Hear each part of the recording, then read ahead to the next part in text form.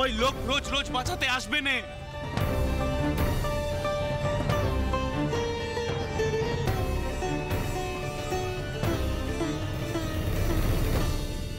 রানী জন্মাবার আগে তোর মা কি স্বপ্ন দেখেছিল জানিস?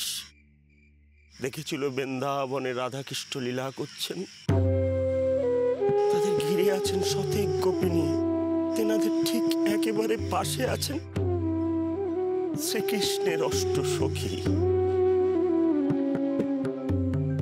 সেই সখীর এক সখী দল থেকে ছুটতে এসে তোর মায়ের কোলে পড়লেন।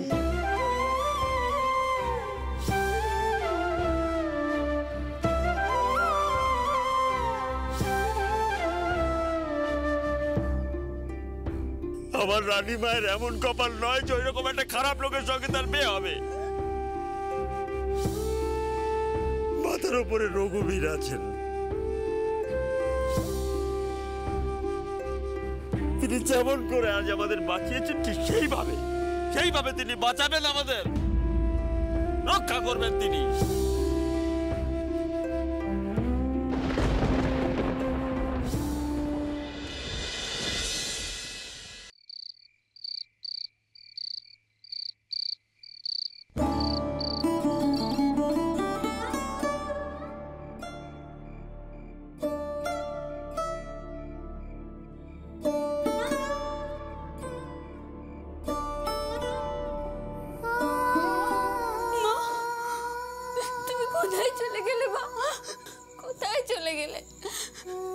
তুমি থাকলে তো আমাকে এমন কথা কেউ কইতে পারতো না, কেউ কইতে পারতো না।